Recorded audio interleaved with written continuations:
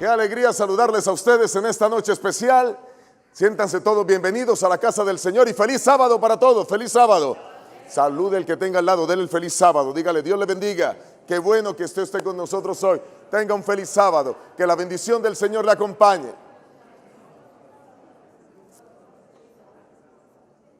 Que Dios les bendiga a todos. Muy bien. Vamos a disfrutar de un sábado maravilloso, lleno del poder, de la gracia bendita de nuestro Señor Jesucristo. Y continuamos en esta serie que se ha titulado ¿Cómo vencer el pecado? Miren, la lucha más grande que el ser humano experimenta es la lucha contra sí mismo, contra esa naturaleza pecaminosa con la que nacimos, contra todas esos deseos y pasiones que alberga nuestro interior. No hay lucha más grande que esa lucha, la lucha contra el pecado. Y Dios nos ha venido dando claves para poder vencer el pecado. Y espero que muchos de los que estamos aquí hagamos de esas claves parte integral de nuestra vida. Todos los días se ha acostumbrado a hacer un pequeño resumen de lo que hemos tocado, porque la repetición es la madre del aprendizaje. Así que cuando repetimos una y otra vez, finalmente los conceptos van quedando claros en la mente. Voy a hacer rápidamente un resumen de lo que hemos tocado hasta el día de hoy. La primera clave que vimos con respecto a cómo vencer el pecado es conocer lo que es pecado. Pecado no es solamente la infracción de la ley. Hay muchas más cosas en la Biblia que es pecado y podríamos resumirlo en una sentencia. Y la sentencia es que la violación de la voluntad revelada de Dios es pecado. O el ir en contra de la voluntad de Dios es pecado. Así que cualquiera de esas dos definiciones podrían encasar perfectamente con lo que la Biblia plantea en relación con este tema. La segunda clave es identificar al originador del pecado. Es un misterio, se llama el misterio de la iniquidad, y el pecado apareció en un ser celestial, en un querubín grande, protector. No se sabe cómo, pero allí se originó el pecado. Y el más grande de los pecados es el orgullo. Fue el primer pecado que se apareció en el universo y apareció en ese querubín.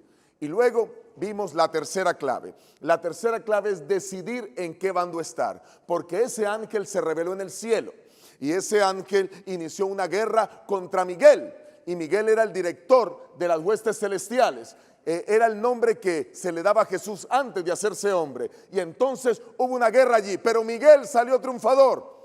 Y Satanás, Luzbel, Lucifer, la serpiente antigua, el diablo, salió derrotado. Y entonces tú tienes que decidir en qué bando estás. Si estás en el bando de Miguel, con las 2/3 partes de ángeles que están en el cielo, y bueno, y también aquí en la tierra, porque ellos son ángeles ministradores, nos ayudan. O estás del lado de Satanás, que tiene la 1/3 parte de los ángeles del cielo, tal como lo dice Apocalipsis, el capítulo 2, el versículo 4. Y entonces esos ángeles se llaman demonios, espíritus, y van a hacer todo lo que sea, todo lo que esté a su alcance para que tú te pierdas, para que no alcances salvación. Te van a crear un ambiente de pecado para que tú caigas y cedas a tus pasiones y finalmente, obviamente, peques. En la cuarta clave es obedece solamente a Dios.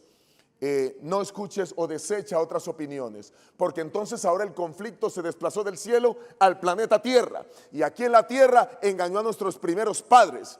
Y entonces el gran error que cometió Eva fue que en lugar de haber escuchado solamente a Dios, escuchó otras opiniones, y fueron las opiniones de la serpiente en el árbol que finalmente la sedujo y la llevó al pecado. La quinta clave que vimos es no confíes en tus sentidos. Eva confió en sus sentidos, escuchó primero a la serpiente, vio el árbol y entonces luego tomó del fruto, comió del fruto, y entonces sus sentidos fueron engañados. Es la manera como hoy Satanás engaña a las personas, a través de sus sentidos. Por medio de los sentidos nosotros experimentamos momentos de placer, pero Dios quiere que vivamos una alegría permanente. La alegría permanente no se da por medio de los sentidos. La alegría permanente es un estado que Dios da por medio de la razón y por medio de su espíritu obrando en el corazón humano. Vamos con la clave número 6. confiesa tu pecado y no lo justifiques. Muchas personas justifican sus acciones incorrectas, pero Dios nos invita a que reconozcamos el error, a que dejemos de estarle echando la culpa a los demás. Cada uno de nosotros tiene que saber que comete un error, comete un pecado y pida perdón. Y eso es todo. No haga nada más, no lo justifique. No diga que yo soy mal geniado por culpa suya. Deje ese cuento a un lado. No diga que es que usted me provocó. Deje ese cuento a otro lado. Es usted el que tiene que hacerse responsable de sus sentimientos, de sus emociones y de su pecado. Y reconózcalo. En el hogar pida perdón. Con los hijos pida perdón. Con su esposa, esposo pida perdón. Con los amigos pida perdón. Y especialmente con Dios pida perdón. Está claro, ¿verdad? Pasamos a la siguiente clave, la clave número 7, conoce las terribles consecuencias del pecado. Las personas que conocen las consecuencias de sus errores, esas consecuencias les evitan a caer en los errores. Y lo hemos ilustrado de varias maneras, pero la ilustración que hemos hecho en el resumen es que usted no pasa semáforos en rojo porque eso tiene ¿qué? Consecuencias. Entonces usted evita pasar semáforo en rojo para evitar las consecuencias, que son los tickets que seguramente van a colocarle por su imprudencia, y ahora con tantas cámaras que hay por todas partes.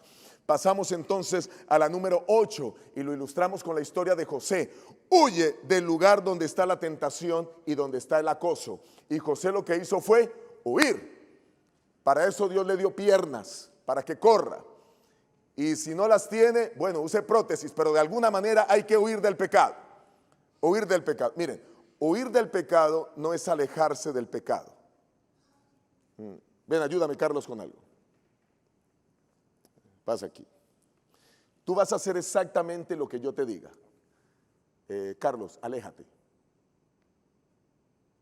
Aléjate un poco más. Muy bien. Él se aleja, pero me sigue mirando. La clave no es alejarse del pecado, porque sus ojos siguen mirando. Si el que se aleja del pecado, de la tentación, sigue contemplando el pecado allá, en cualquier momento puede caer. Ahora ven para acá, Carlos. Vas a hacer lo que yo te diga. ¡Huye! ¡Huye! ¡Huye! ¡Huye! ¡Huye! Corre desesperado. Gracias, Carlitos. La persona que huye, corre y ni siquiera mira atrás. Porque ¿qué es lo que está haciendo? Huyendo. Al pecado hay que huirle. Segunda de Timoteo, perdón. Segunda de Timoteo 2:22 dice, huye de las pasiones juveniles. Primera de Corintios 6:18 dice, huye de la fornicación. Huir es correr en el sentido opuesto a donde está la tentación. ¿Quedó claro ese concepto, no? Solo para ir clarificando en el resumen. Luego pasamos a la siguiente y lo hablamos con el tema de Daniel. Daniel no se contaminó con la comida del rey. Decide, esa es la clave número 9, no contaminarte con el pecado. Lo más importante que puede hacer una persona es decidir. Cuando tú tomas una decisión, eso llega a ser fuerte. Yo decidí no contaminarme con el pecado. O yo decidí hacer ejercicio 3 veces a la semana. O yo decidí no volver a comer carne de cerdo. O yo decidí no ser vegetariano. O cuando no hay nada más importante que una decisión. Usted debe decidir no contaminarse con lo pecaminoso. Y eso le va a dar victorias en el nombre de Jesús. Amén. La clave número 10. Busca amigos fieles. Y hablamos de la historia de Sadrach, Mesach y Abednego frente a la estatua que levantó el rey Nabucodonosor. Y ellos fueron, por no adorarla, tenían que ir al horno de fuego, pero su amistad los fortaleció, los unió. Aunque la Biblia no describe las conversaciones de ellos, seguramente las hubo. Mira, no nos vamos a adorar, ahora nos van a llevar allá. ¿Qué va a hacer el rey con nosotros? Y finalmente eso los mantuvo firmes. Ahí está la historia en Daniel, el capítulo 3. Vamos con la número 11. Estudia la Biblia para defenderte de los ataques del enemigo. Cada vez que Satanás tentó a Jesús, ¿cómo respondió Jesús? Con un escrito está. Pero ¿cómo vas a responder con un escrito está si no sabes la Biblia? De paso, el mismo Satanás usó la Biblia para tentar ¿a quién? A Cristo. Así que Satanás conoce la Biblia mucho mejor que todos los que estamos aquí. Pero eso es bueno porque él también sabe que su fin está cerca. Pero él se va a llevar al mayor número de personas con él. Así que estudia la Biblia para defenderte de los ataques. Número 12, Jesucristo pidió ayuda en su más grande tentación. Aunque Jesús sufrió 3 tentaciones, esa no fue la más grande tentación. La más grande tentación la enfrentó en el Getsemaní, cuando él quiso, por algún momento llegó a pensar que por miedo al dolor que iba a experimentar, habló con el Padre y le dijo: Señor, si es posible, pase de mí esta copa, pero no sea como yo, sino como tú quieres, conforme a tu voluntad. Finalmente el Señor Jesús pidió ayuda al Padre para salir victorioso en medio de la tentación. Así que esa clave bien importante, la número 12. Vamos a la número 13. Identifica la pasión o el deseo que te tienta. ¿Qué es lo que te tienta? ¿Qué es lo que te domina? El pecado está en nuestro interior y las tentaciones salen de nosotros mismos. O bueno, voy a decirlo de otra manera. Toda la maldad está en nuestro interior. Nosotros hemos acumulado esa maldad durante tiempo, durante días, durante años, durante nuestra existencia, por diferentes razones, porque en la juventud alguien nos compartió cosas malas y durante todo ese tiempo, toda la vida la acumulamos. Ahora, ¿qué es lo que hace el enemigo? Provee un ambiente para traer esas pasiones y que esas pasiones puedan aflorar, y ahí es donde finalmente caemos en pecado. Tú tienes que saber qué te tienta. Tienes que identificarlo. Cuando tú identificas qué es lo que te tienta, cuál es esa pasión que te mueve, ahora entonces hay que subyugar esa pasión y ese deseo a Dios para que Él nos dé la victoria. Entonces luego miramos la número 14, aceptar la gracia de Cristo, ese don inmerecido del Señor que Él nos da. Cuando uno acepta que Cristo venga a ser esa ayuda permanente y a librarnos del pecado, somos victoriosos. Clave número 15, somete tus pensamientos a Dios. Y ayer hablamos, cuando el pensamiento aparece, hay que someterlo a Dios. Porque si controlamos los pensamientos, finalmente nunca habrá pecado. Recuerden que hablamos de ese orden. Primero están los pensamientos. Después de los pensamientos viene la imaginación. Después de la imaginación vienen los deseos. Después de los deseos, la voluntad toma la decisión. Y luego estaría el consentimiento. En los primeros 4 pasos usted puede decir no, no, no, no. Pero ya cuando usted consiente con el pecado no hay nada que hacer. Así que hay que comenzar controlando y dominando los pensamientos. Y miramos la clave número 16, someter el cuerpo a Dios. Porque nuestros sentidos y nuestro cuerpo es utilizado para el pecado. Por eso el Señor dice que el cuerpo nuestro no es nuestro, es de Dios. Nuestro cuerpo es templo ¿de quién? Del Espíritu Santo. Y ahí lo pudieron leer ustedes en 1 Corintios, el capítulo 6, desde el versículo 18 al versículo 20. Hasta ahí hemos ido en esta preciosa semana. Y aunque me he tomado tiempo para hacer este ejercicio de repetición, es fundamental para que los conceptos vayan siendo afianzados en nuestra mente. Vamos a ver hoy la clave número 17. Clave número 17. Y la clave número 17 es, así como en algún momento miramos que era importante como una clave conocer las consecuencias del pecado, hoy quiero hablar acerca de conocer las recompensas para quien venza el pecado. ¿Cuál es la clave? ¿Conocer qué? Las recompensas para quien vence el pecado. ¿Saben? Vivimos en un mundo de recompensas. Todo el mundo ofrece recompensas. Ofrecen recompensa los bancos, ofrecen recompensa las aerolíneas, ofrecen recompensa las estaciones de combustible, ofrecen recompensa los supermercados, ofrecen recompensas. Todo el mundo ofrece recompensas para poder atraer ¿qué? ¿Poder atraer qué? Clientes. Ahora, ¿quién decide el aceptar las recompensas o no? ¿Quién decide? Cada individuo. Cada persona decide. ¿Y de qué depende que usted acepte el ser cliente de algún banco, de alguna estación o de algún restaurante o de alguno de esos lugares? ¿De qué depende? De la calidad de la recompensa. Si la recompensa es buena, entonces usted dice, wow, me voy a hacer cliente allí. Si la recompensa no es tan buena o tiene que escoger entre 2 que ofrecen lo mismo, usted se va a otro lugar. Pero así es como funciona. Es más, todos los seres humanos también nos movemos por recompensas. ¿Y por qué nos movemos? Ya expliqué un poco cómo funciona el comercio, pero note que usted cuando consigue un trabajo nuevo, lo primero que pregunta es ¿qué? ¿Y cuánto me voy a ganar? Y dependiendo de la paga, ¿usted qué decisión toma? Si se queda en ese trabajo o no se queda en el trabajo. No, noten ustedes cómo las recompensas son fundamentales para que las personas puedan tomar decisiones. Y entonces, ¿saben? Estamos viviendo un conflicto cósmico. Un conflicto cósmico en donde está en juego nuestra salvación.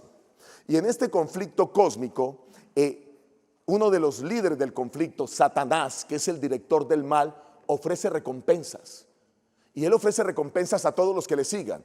A algunos les ofrece fama, a otros les ofrece dinero, a otros les ofrece placer, a otros les ofrece diferentes cosas con el deseo de que las personas sean atraídas hacia él.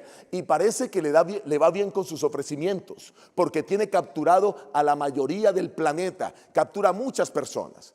Pero ahora, así como Satanás tiene muchas recompensas, y no me voy a enfocar en la recompensa de Satanás, no es ese mi interés hoy. Yo quiero decirles que en este conflicto la palabra de Dios presenta que Dios tiene un abanico de recompensas para sus hijos. Recompensas que si tú decides tomarlas serán de gran beneficio para ti. Aunque hay muchas que la Biblia describe, pues será imposible en tan poco tiempo poder presentar todas las que la Biblia describe. Pero yo he tratado de tomar algunas. Voy a intentar, si el tiempo me lo permite, por lo menos hablar rápidamente de 9 recompensas. 6 recompensas Dios las da en el planeta Tierra. A todos los que vivamos en la tierra, la mayoría de recompensas que vamos a analizar hoy son las que Dios nos da ahora, que están tangibles, que tú puedes tomarlas en este instante. Pero también vamos a hablar de 3 recompensas que Dios nos dará en la vida, que nos brindará en la eternidad. ¿Estamos listos entonces? Vamos a iniciar y entonces yo quiero que tú ahora, después, al final vamos a sopesar cuáles son las mejores recompensas y tomemos una decisión con la ayuda del Señor. Porque muchas personas son motivadas para tomar decisiones de acuerdo a esto. Entremos en materia. Vamos con la recompensa número 1. Y la recompensa número 1 quiero presentarla a través de la palabra de Dios. Vamos al libro de Romanos y así vamos a presentarlo cada vez. Una recompensa, un texto bíblico. Romanos el capítulo 6, el versículo 22. Romanos capítulo 6, versículo 22. ¿Ya están conmigo en la palabra? Romanos 6, 22. Dice Dios en su palabra. Mucha atención. Pero ahora que habéis sido libertados del pecado y hechos siervos de Dios, tenéis por vuestro fruto la santificación y como fin la vida eterna. Qué interesante. Este versículo está describiendo un proceso que se da en las personas que quieren buscar a Cristo. Pero antes de hablar del proceso, déjenme decir lo siguiente. Dios en su infinito amor abre las puertas para que tú vengas a Él como tú estés, en la condición que tú estés. Dios no pone condiciones para venir a Él. Todas las personas, sin importar en qué condición de pecado están, si quieren cambiar su vida, lo único que tienen que hacer es venir a Cristo. Y Cristo les cambia la vida y Cristo les da libertad. Así que el texto está hablando de aquellas personas que ahora quieren dejar el pecado, que ahora quieren dejar el mundo y quieren venir a Cristo. Y el Señor les dice, y aquí está el proceso. Número 1, lo primero que el Señor les va a ayudar a hacer es que sean libres del pecado. ¿Que sean qué? Libres del pecado. Y entonces cuando las personas vienen a Cristo, comienzan a disfrutar de esa libertad. Ya no tienen al amo, al pecado como amo. Porque recuerden que hemos estudiado durante la semana que algunas personas se vuelven esclavos del pecado. Si son esclavos del pecado, quiere decir que tienen un amo y señor. ¿Quién es el amo y señor? El pecado. Pero ahora cuando vienen a Cristo, cambian totalmente de amo. Ya el pecado no sigue siendo más su amo y señor. A partir de ahora, la justicia y la obediencia viene a ser su amo y señor. Pero realmente la obediencia no es otra cosa que libertad. Porque cuando tú obedeces, vives ¿qué? Libre. Entonces, las personas cambian de amo, pero las personas comienzan a ver un cambio trascendental en su vida. Miren, antes servían al pecado, ahora sirven a la obediencia. Antes servían a Satanás, ahora sirven a Dios. Antes la desobediencia marcaba sus vidas, la obediencia marca sus vidas. Antes ellos no podían dominar ni sus pasiones, ni sus pensamientos, ni sus deseos, ni sus pasiones, ni sus acciones. Pero cuando vienen a Cristo, pueden dominar sus pensamientos, sus deseos, sus acciones y sus pasiones. Ese cambio tan trascendental sucede en la vida cuando las personas vienen a Cristo. Sin Cristo es imposible dominar eso. Con Cristo es posible dominar todas estas cosas. Así que miren qué cambio tan trascendental. Ahí está el proceso. Y luego dice, y estos dos puntos van al tiempo. Las personas son libres del pecado e inmediatamente se convierten en siervos de Dios. Pero el proceso continúa. Dice luego, tenéis por vuestro fruto. Cuando tú te acercas a Dios viene la santificación. La santificación no es otra cosa que el proceso mediante el cual nosotros nos comenzamos a parecer a Dios. Cuando estamos apartados de Dios, estamos haciendo lo malo y a veces nos parecemos más al diablo que a Dios. Pero cuando comenzamos a tomar la palabra y a aprender de ella y a seguir y a vivir como Cristo, comienza un proceso que dura toda la vida, hasta cuando Cristo venga. Ese proceso se llama santificación. Comenzamos a santificarnos, a purificarnos, a eliminar todas esas cosas que nos dañaban en la vida. Me coloco como ejemplo. Yo era un hombre que tomaba, que fumaba, que era grosero, que era vulgar, que era patán, que era mentiroso, todas esas cosas que ya les he contado durante la semana, pero cuando comienzo a conocer de Dios, toda mi vida va cambiando, se va purificando y cada día somos mejores personas. Y entonces cambiamos nuestra manera de hablar, cambiamos nuestra manera de vestir, cambiamos nuestra manera de relacionarnos, somos mejores padres, mejores esposas, mejores hijos, mejores trabajadores, porque Dios nos invita a poder vivir esa vida. Lo más extraordinario que a ti te puede pasar, el milagro más grande que puede experimentar un hombre sobre la tierra es ese traslado, cambiar de un lugar a otro, pasar del lado del enemigo al lado de Dios e iniciar el proceso de la santificación. Y como resultado del proceso de la santificación, ¿qué da Dios entonces? La vida eterna. Ahora les hago una pregunta. Esta primera recompensa, Dios nos concede la libertad de la esclavitud del pecado. ¿Te gusta esa recompensa? ¿Te gusta que Él en la tierra nos da esa libertad de la esclavitud? Pues gloria a Dios. Vamos a la segunda recompensa. La segunda recompensa es que además de que Dios nos da libertad, perdona todo lo malo que hicimos anteriormente, todo lo malo. Una vez un pastor conocido, fue maestro mío en la universidad, se monta un taxi en la ciudad de Medellín y el taxista comienza a hablar y le dice, descubre que es pastor y le comienza a hacer preguntas. Y una de las preguntas que le hace el taxista es, ¿usted cree que todos los pecados tienen perdón de Dios? Y el pastor, ¿qué creen que respondió? Claro que sí, todos los pecados tienen perdón de Dios. Pues yo no creo eso, porque hay pecados que son horrendos. La Biblia no habla nada de pecados más graves que otros. Y el pastor dice, bueno, sí, hay algunos pecados más graves que otros. Pero ¿cómo es posible que Dios pueda perdonar todo? Y el pastor se inquieta y le pregunta, ¿por qué me hace esa pregunta?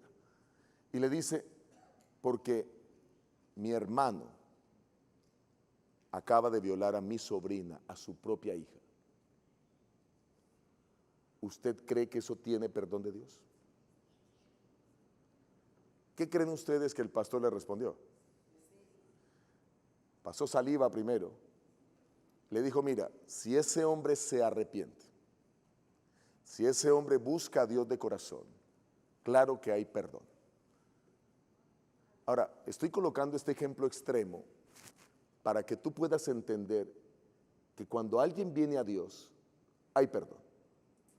Abramos la palabra del Señor y miremos el texto que aparece en Efesios, el capítulo 1, el versículo 7. Efesios 1:7. Efesios 1:7. Dice Dios en su santa palabra. Efesios 1:7. Dice Dios, en Él tenemos redención por su sangre, el perdón de pecados según las riquezas de su gracia. El más alto precio se pagó por la humanidad, el más alto precio. Que Jesús entregara su sangre, Dios mismo se hiciera un ser humano. ¿Qué había hecho Dios para que fuera golpeado? ¿Qué había hecho Dios para que fuese escupido? ¿Qué había hecho el Señor para que fuese crucificado, para que le clavaran sus manos? Nada. Él recibió un castigo injusto, solo por nosotros. Cuando mi hija mayor, y disculpen que esta ilustración la van a escuchar quizás en otro tema en la internet, pero no he encontrado una ilustración más linda que esta para ejemplificar el sacrificio de Cristo. Mi hija mayor, cuando tenía 4 años, le estaba hablando de la muerte de Cristo. Estábamos haciendo el culto familiar, lo hemos hecho durante toda la vida hasta el día de hoy, 2 veces por día. Y le estaba compartiendo a ella acerca de la muerte de Cristo, la tenía sentada en mis piernas y me dice: papá, ¿para qué vino Jesús? ¿Por qué Jesús no se quedó en el cielo? Con 4 añitos. ¿Por qué vino para que lo mataran, para que lo golpearan? ¿Por qué no se quedó allá? Tremenda pregunta que me hace la niña. Y ahora yo como padre, orándole al Señor: Señor, ¿cómo le respondo a mi hija? Y recordé una historia que había leído en un libro mucho tiempo atrás. Y la historia habla que la venida de Cristo es similar a una niña que ama a las hormigas, que es su insecto favorito. Y yo le dije: hijita, suponte que a ti te gustan las hormigas, son tu insecto favorito, te encantan que lleven las hojitas, son laboriosas, trabajadoras. Y entonces cuando tú ves hormigas, tú pasas despacito, no las pisas, no las tocas, te encanta ver la fila que ellas hacen rumbo al hormiguero y disfrutas eso. Pero un día tú sales a la casa y ves que allá, junto al hormiguero, las hormigas van caminando, pero hay un oso hormiguero con su trompa estirada absorbiendo a las hormigas.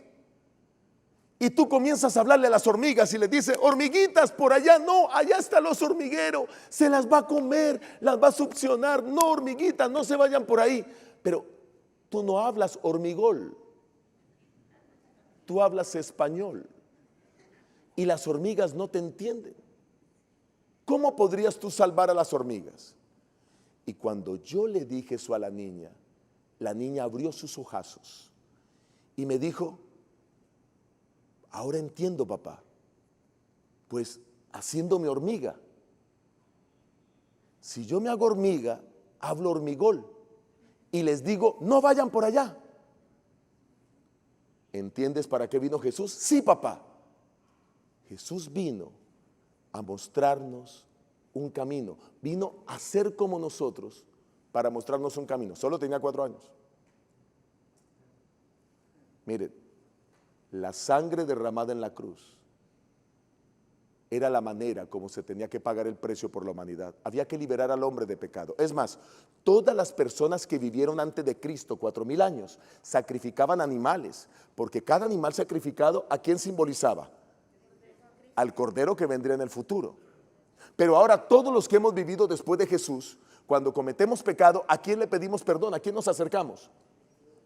A Cristo. Ellos lo vieron en el futuro, nosotros ahora lo vemos en el pasado. Pero así como ellos veían en el futuro que vendría el Redentor para transformar, por la muerte de Cristo, todos ellos son salvos. Ese fue el primer pacto.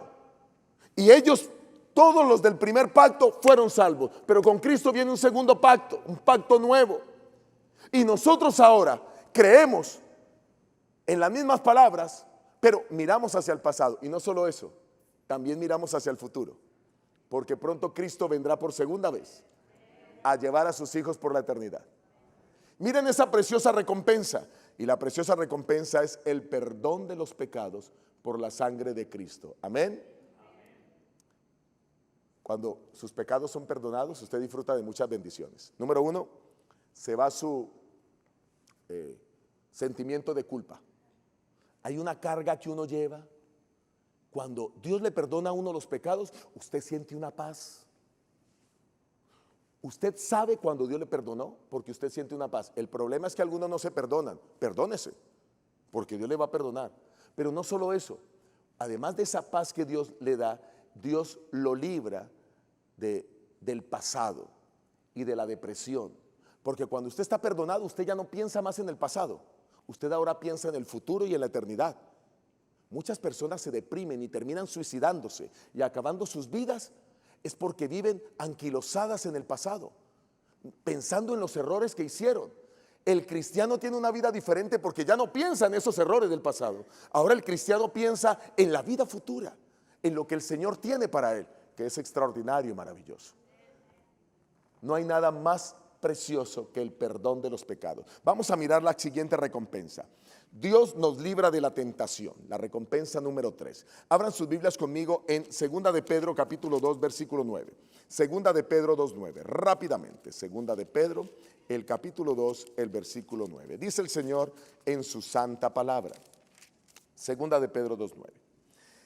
El Señor sabe librar de tentación a los piadosos y reservar a los injustos para ser castigados en el día del juicio. Sabe librar de la tentación. ¿A quiénes? A los piadosos. ¿Qué es una persona piadosa? Una persona piadosa es la que practica la piedad, la que quiere hacer lo correcto delante de Dios, la que quiere caminar en los senderos de Dios. Así que el Señor es bueno para librarnos de la tentación. Ahora, aunque la tentación viene de esa pasión interna, como ya nosotros lo estudiamos aquí, de esa pasión interna que tiene cada uno, recuerden que Satanás se encarga de colocar a nuestro alrededor todo un ambiente para que esa pasión sea alimentada. Por eso, si nosotros hacemos que la pasión muera de hambre, ya dijimos, no alimentamos la pasión, finalmente las pasiones van a desaparecer. Por eso es que algunos antes tomábamos, nos las pasábamos en las tabernas y eso, pero ahora ya no lo hacemos, porque ya no alimentamos más esa pasión. Nos separamos de los amigos, nos separamos de esa música que nos hacía o nos invitaba a consumir alcohol, decidimos no pasar en el supermercado por el lugar donde venden los licores, no alimentamos la pasión. Así que ahora el Señor dice que nos va a librar de la tentación. ¿Y cómo nos va a librar el Señor de la tentación? Vamos a mirar un texto más. Vamos a Primera de Corintios, el capítulo 10, el versículo 13. Primera de Corintios, capítulo 10, versículo 13. Y el Señor allí nos habla nuevamente acerca, o mejor, amplía el concepto que acabamos de mirar en Segunda de Pedro. Dice Primera de Corintios 10, 13. No os ha sobrevenido ninguna prueba o tentación, dice otras versiones, la versión Reina Valera del 60 dice tentación, la versión Reina Valera del 95 dice prueba, pero es lo mismo, que no sea humana, pero fiel es Dios, que no os dejará ser tentados o probados más de lo que podéis resistir, sino que dará también juntamente con la tentación o la prueba la salida para que podáis soportar. El Señor dice que no va a permitir que seamos probados más de lo que podemos resistir. A mí me impacta eso. Me parece hermosísimo. Porque me está diciendo muchas cosas ahí. Número uno, que Dios tiene mucho más poder que Satanás. Ahora, tampoco quiero que menoscabemos o subestimemos el poder de Satanás. Claro que Satanás tiene poder, pero el poder de Dios es infinitamente superior. Y Dios puede decir, a él no me lo tocas, él es mi hijo. Y si Dios le da la orden a Satanás que no lo toque, no puede hacer nada. ¿Han leído ustedes la historia de Job? La historia de Job, en Job el capítulo 1, cuando Satanás va al cielo y le pregunta a Dios de dónde vienes, y él dice de recorrer la tierra, y le dice, ¿no has visto a mi siervo Job? Ah, pero es que tú lo tienes rodeado de tanta cosa, pues por eso te sirve. Puedes tocar lo que él tiene, pero a él no me lo tocas. Satanás quería haber matado a Job, pero no había podido hacerlo porque era el protegido de Dios. Y cuando pierde todos, perdió sus 10 hijos, todas sus posesiones en el mismo día, Satanás vuelve al cielo. ¿Cómo te fue con Job? Le dice Dios. Ah, pero es que tiene salud. Bueno, tócale la salud, pero no lo matas. Y Satanás no puede hacer nada más allá de donde Dios le dice. Yo me imagino a los ángeles de Dios reprendiendo a los demonios. Usted me hace el favor y no se mete con Luis Fernando. Deje quieto a Esteban. Usted no está autorizado para tocarlo. A María ni se le ocurra. María es nuestra, es una mujer fiel. Eso está sucediendo ahora mismo. En un mundo que no percibimos porque es invisible a nuestros ojos, pero que la Biblia dice que sucede. Y lo que a mí más me impacta, ¿por qué creen ustedes que la palabra del Señor dice que el ángel de Jehová acampa alrededor de quién? De los que le temen. ¿Y qué hace? O sea que el ángel nos defiende contra aquel demonio que quiere ¿qué? Destruirnos. Contra ese ángel caído que quiere destruirnos. Así que démosle gloria a Dios. ¿Qué recompensa tan hermosa? Y la recompensa preciosa es que nosotros tenemos Dios nos libra de la tentación, nos rodea con su poder y con su gracia. ¿Cuántos dicen amén por eso? Está claro, ¿verdad? Pero ¿saben qué más me impacta del texto? Me impacta el texto que dice que Dios dará la salida. O sea, no solo enfrentarás la prueba y la tentación que viene sobre ti tú la puedes soportar, no va a ser una tentación sobrehumana. Quiero que sepas eso. Toda tentación que llega a tu vida, toda, sin excepción, tú puedes enfrentarla y soportarla por la gracia de Dios. Toda, toda. Porque ninguna tentación es humana. Dios no va a dejar que te pruebe más de lo que puedes resistir. Pero lo interesante es que Él ahora pone la salida. Él no está diciendo que va a quitar la tentación quizás seguirá, pero Él te va a dar la salida para huir. Chicos, si alguna vez, y hablo a los varones, una mujer quiere tocarte, huye aunque te digan gay. Dios sabe que tú eres un varón. Hombre casado, si alguna vez una mujer te acosa, huye, aunque te digan falto de virilidad. Tu esposa sabe que tú eres un varón. Pero queridas damas, usted es lo mismo. Dios va a mostrar la salida y usted huya. El problema es que a veces le damos como tanta rienda, ¿no? Miren, un estudio reciente que hizo una de las universidades de Estados Unidos mostraba que el Facebook es responsable de muchos divorcios hoy en día.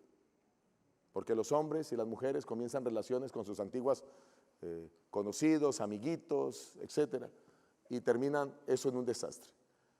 Yo quiero decirles que ese es el ambiente que Satanás ha creado para que el hombre sea tentado. Pero quiero que sepas que ahí está el Señor para librarte de la tentación. Esa tentación tú la puedes resistir. Si es que saludar, saludaste y no más. Y si comienzan a hablar mucho, dile, mira, discúlpame, estoy ocupado, no puedo responderte, pero gracias por haber hablado. No se preste para eso. No caiga en la trampa. Siguiente recompensa. ¿Les gusta esa recompensa? Que el Señor nos va a librar de la tentación, ¿sí o no? Qué bueno, ¿no? Vamos con la recompensa número 4. La recompensa número 4 es que Dios hace que nazcamos de nuevo, o nos hace nacer de nuevo. ¿Para qué?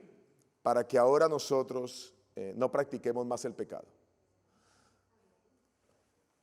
Ese nuevo nacimiento es algo fácil de decir, no tan complicado de explicar, pero sí complejo en el interior nuestro. Es algo que no entendemos. ¿Cómo yo puedo pasar de ser una persona mala a una persona guiada por Dios? ¿Cómo ese ladrón llega a ser tesorero de la iglesia? ¿Cómo esa prostituta llega a ser una excelente madre de familia? ¿Cómo ese asesino llega a ser primer anciano? Uno no entiende eso. Pero lo que sí quiero decirles es que sucede.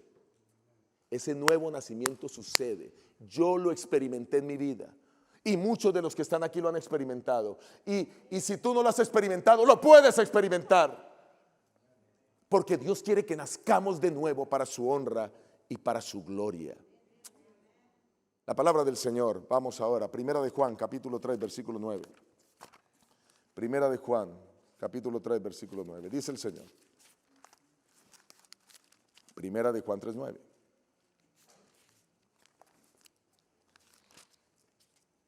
Dice Dios en su palabra, todo el que es nacido de Dios no practica ¿qué? El pecado. O sea, las personas que nacen en Dios ya no practican el pecado. Porque la simiente de Dios permanece en él y no puede pecar porque es nacido ¿de quién? De Dios.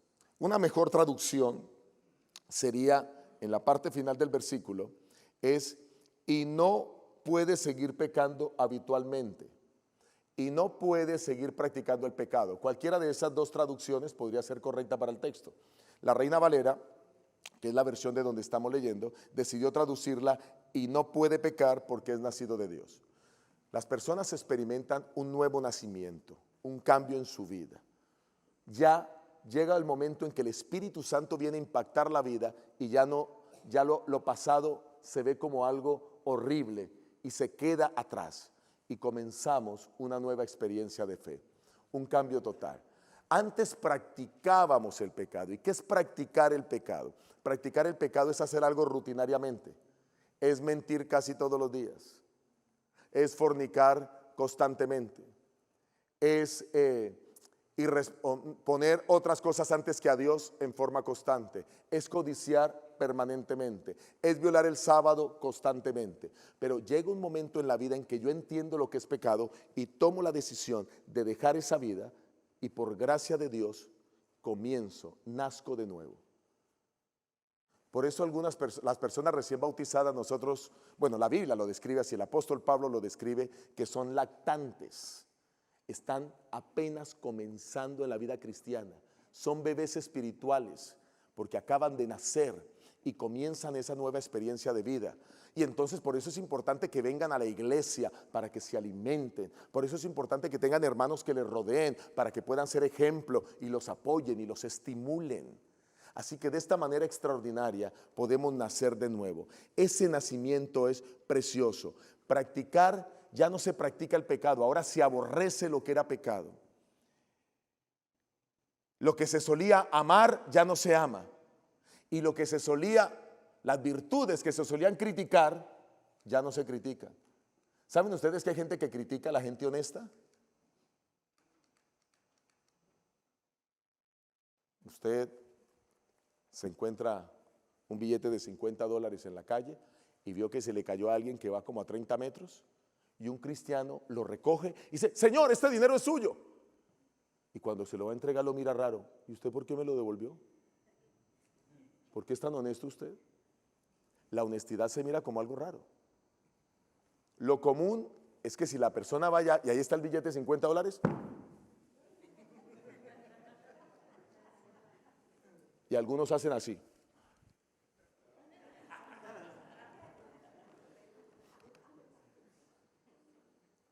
Cuando usted sabe que algo es de alguien y usted lo toma, ¿cómo se llama eso? Robar. Pero ahora usted ya odia eso y ahora ama hacer la voluntad de Dios. Eso es nacer de nuevo. Y Dios nos regala el nacer de nuevo. ¿A cuánto les gusta eso? Gloria a Dios. Vamos a ver la siguiente recompensa. Recompensa número 5. El Señor nos renueva por medio del Espíritu Santo. ¿Saben que cuando el pastor que me bautizó fue a mi casa, yo me bautizaba el sábado? De paso, no había estudiado mucho la fe de Jesús, no conocía mucho las cosas de Dios, pero ya había comenzado a estudiar la palabra. Mi abuela hizo algo antes de morir extraordinario. Mi abuela nos motivó a estudiar la Biblia antes de morir. Y comenzamos a estudiar la Biblia. Era la única cristiana en la familia, ya les conté un poco de eso en el transcurso de la semana. Y comencé yo ahora a vivir una experiencia de fe y a conocer de Dios. Pero cuando estaba conociendo al Señor, tomé la decisión de bautizarme. Pero lo interesante y lo que quiero destacar ahora en la historia para que ustedes conozcan es que yo tenía miedo de bautizarme y fallarle a Dios en algunas cosas. El pastor vino, me visitó y me vio una cantidad de discos de esos LP negros y todos de música bailable. Muchos de esos de grupos dominicanos y salsa y merengue y toda esa cosa, que era lo que yo hacía. Y me dice el pastor: ¿y esa música es tuya? Le digo: sí, pastor. Pastor, es bueno que usted sepa algo. Yo me bautizo, pero yo voy a seguir yendo a las discotecas. Se lo dije con naturalidad. Y él se sobó la cabeza y yo me bautizaba el otro día. Y ahora dice: ¿ahora cómo convenzo a este muchacho?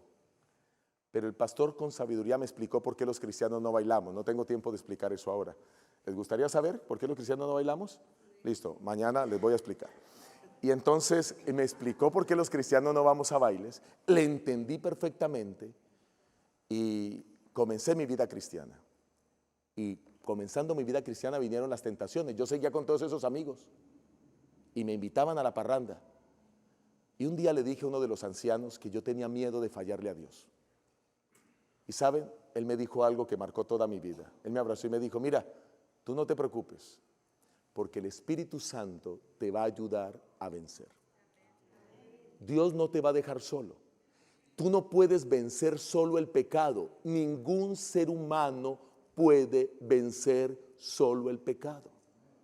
Se necesita una recompensa divina para vencerlo.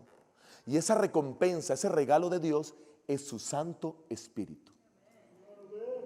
Y por eso dice la palabra de Dios en Tito. Vayan conmigo a Tito. Tito, el capítulo 3, versículo 3 al 5. Tito capítulo 3, versículo 3 al 5. Dice el Señor, escuchen. Nosotros también éramos en otro tiempo insensatos, rebeldes, extraviados, esclavos de placeres. ¡Ja! ¿Quién está diciendo estas palabras aquí? El apóstol Pablo escribiéndole a Tito. Nosotros éramos esclavos, insensatos, rebeldes, extraviados, esclavos de placeres, deleites diversos, viviendo en malicia y envidia, odiados y odiándonos unos a otros. Pero cuando se manifestó la bondad de Dios nuestro Salvador, su amor para con la humanidad, nos salvó, no por obras de justicia para que nosotros hubiéramos hecho, sino por su misericordia. Escuchen, ¿por su qué? Por su lavamiento. ¿Por su qué? Lavamiento. De la regeneración y por la renovación en el Espíritu Santo. El Señor nos salvó, número uno, por su misericordia. Les hago una pregunta: ¿quién de nosotros merece ir al reino de los cielos? ¿Usted qué ha hecho para ganarse la eternidad? Nada. ¿Qué es lo que usted y yo merecemos? Perdición. Ahora, por misericordia nos salvó. No lo merecemos, pero la misericordia nos cubre. Misericordia es darle a alguien lo que no merece, pero bueno. Ahora, por el lavamiento, el bautismo, el lavamiento de la regeneración es el bautismo. Toda persona que quiere ser salva tiene que bautizarse. La Biblia dice en Marcos 16, 16, el que creyere y fuere bautizado será ¿qué? Salvo. Pero no solo por eso, sino ahora por el Espíritu Santo, que nos da la victoria. Qué recompensa tan preciosa. Por eso yo vivo feliz, porque el Espíritu Santo me acompaña. Ustedes no tienen ni idea la lucha que yo como pastor y predicador experimento antes de pararme aquí, orándole a mi Señor. Señor, yo no puedo pasar al frente si el Espíritu Santo no me acompaña. Habla tú, yo no quiero hablar, que sean tus palabras. Señor, di lo que las personas necesitan escuchar para que ellos sean salvos, para que ellos dejen y abandonen el pecado. Señor, y los predicadores tenemos una lucha permanente porque queremos que el Espíritu Santo nos use, y cuando no nos usa, sufrimos.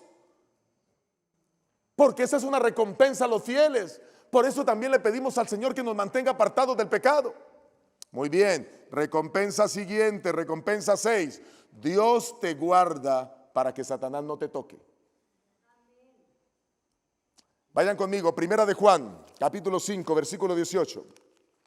Primera de Juan 5, 18. Primera de Juan 5, 18. Dice el Señor en su santa palabra. Primera de Juan 5, 18. Dice Dios: sabemos que todo aquel que ha nacido de Dios, ¿quiénes somos los que hemos nacido de Dios? Los que nos hemos apartado del pecado, los que le hemos aceptado, los que nos hemos bautizado, los que hemos aceptado el Espíritu Santo, no practica el pecado, pues aquel que fue engendrado por Dios lo guarda, y el maligno ¿qué? ¿Cuál es el problema? Una vez fui nombrado como rector de una institución y alguien no quería que esa institución cristiana progresara, y me enterró en el jardín del colegio, enterró un pedazo de queso con diferentes tipos de agujas, con monedas, con un envoltorio y una cinta de color, y un acto de brujería. Y lo puso allí para que el colegio adventista desapareciera de la zona. ¿Y cuál fue mi sorpresa cuando estamos limpiando el colegio?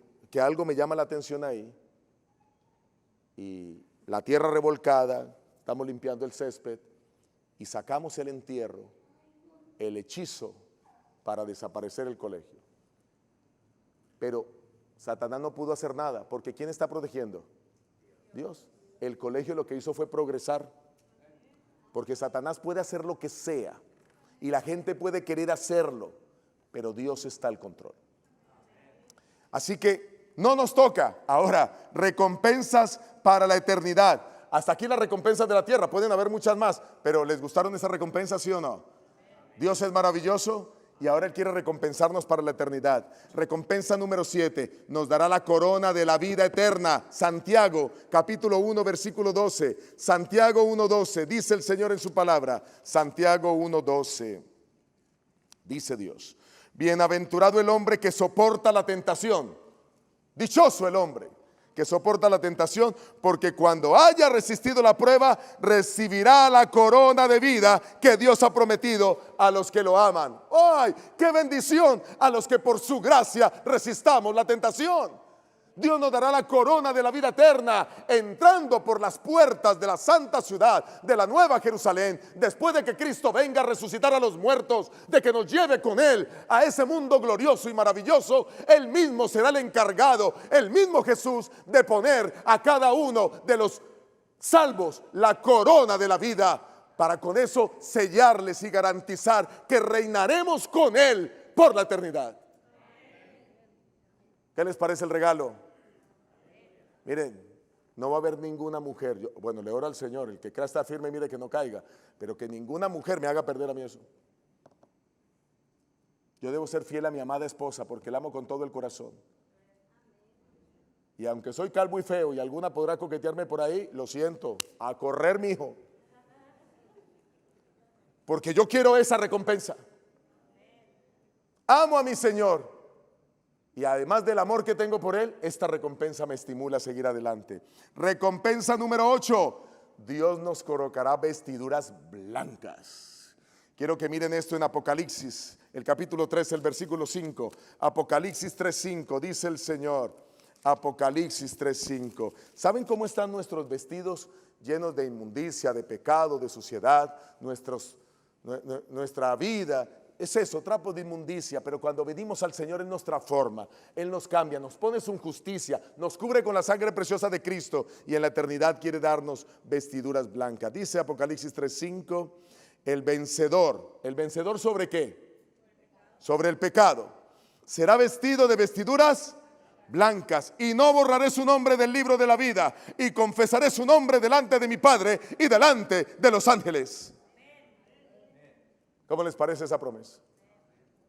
Vestiduras blancas que significan que aunque fuimos pecadores en el pasado, ahora hemos sido santificados por su gracia para vivir y disfrutar de la eternidad, porque en la eternidad no habrá pecado.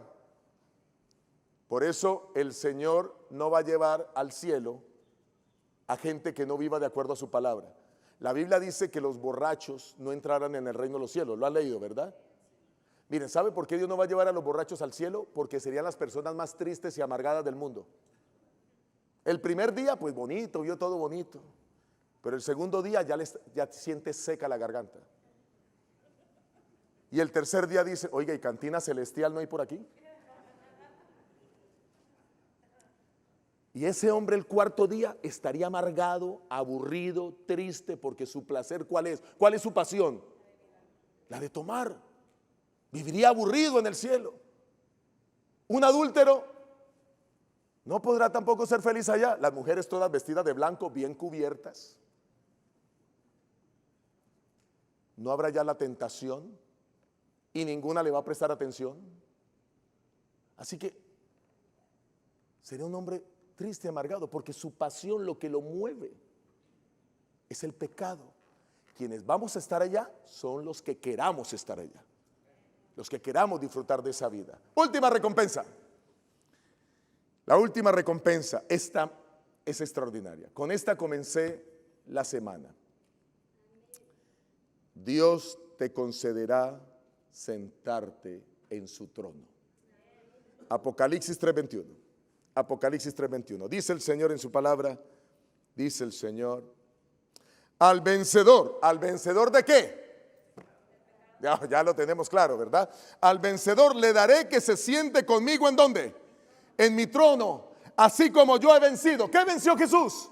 El pecado. Y me he sentado con mi Padre en su trono. Por eso tendremos coronas, porque gobernaremos con Cristo. Y saben, esto es lo que más le duele a Satanás, lo que más le duele. Porque ¿quién quería estar gobernando en el cielo? Ese querubín. Y ahora Dios le dice, mira, estos que son mis hijos van a ocupar el lugar que tú y tus ángeles debían ocupar. Y el Señor va a permitir que nosotros podamos gobernar con Él por la eternidad. ¿Cómo les parece esa recompensa? Yo quiero disfrutar de ese mundo maravilloso, de ese mundo perfecto con Cristo para siempre. Nada ni nadie nos va a separar de su amor. Hago un repaso. Recompensa número 1, Dios te concede la libertad de la esclavitud del pecado. Recompensa número 2, Dios te da el perdón de tus pecados. Recompensa número 3, Dios te libra de la tentación. Recompensa número 4, Dios te hace nacer de nuevo para que no practiques el pecado. Recompensa número 5, Dios te renueva por medio del Espíritu Santo. Recompensa número 6, Dios te guarda para que Satanás no te toque. Esas son las recompensas que habrán en la tierra y las recompensas en la vida eterna. Ahora hay muchas más, yo solo puse algunas. La recompensa 7 ya será en el cielo. Dios te dará la corona de la vida eterna. La recompensa 8, Dios te vestirá de vestiduras blancas. La recompensa 9, Dios te concederá sentarte en su trono. Levanten la mano los que quieren recibir esas recompensas. Yo quiero recibirlas. Pero quiero terminar con un texto. Primera de Corintios, capítulo 6. Primera de Corintios, el capítulo 6, el versículo 9 en adelante. Pero me voy a centrar en el 11. Vamos a leer el 9 al 11. ¿No sabéis que los injustos no heredarán el reino de Dios? No os engañéis, ni los fornicarios, ni los idólatras, ni los adúlteros, ni los afeminados, ni los homosexuales, ni los ladrones, ni los ávaros, ni los borrachos, ni los maldicientes, ni los estafadores heredarán el reino de Dios. Ahí ya Dios está dando una lista de varias que hay en la Biblia de quienes no van a heredar el reino de Dios. Pero miren el 11. Y esto erais algunos. ¿Eran qué? Algunos de ustedes eran así. Esto erais algunos de vosotros, pero ya habéis sido lavados. Quiere decir, ya fueron bautizados. Ya habéis sido santificados. Han comenzado el proceso de santificación, han sido apartados para servir y formar parte del pueblo de Dios. Ya habéis sido justificados, sus pecados han sido perdonados. En el nombre del Señor Jesús y por el Espíritu de nuestro Dios. No importa cuánto hayas descendido tú en el pecado, no importa dónde hayas caído, Dios quiere darte una nueva vida. Dios quiere que tú recibas estas recompensas. Y Dios quiere que ahora mires entre lo que Él ofrece, que es extraordinario, a la podredumbre que Satanás ofrece. Dolor, sufrimiento, miseria, angustia. Escoge. Hoy es día de decisión. Prepárate para la eternidad. Dios te bendiga.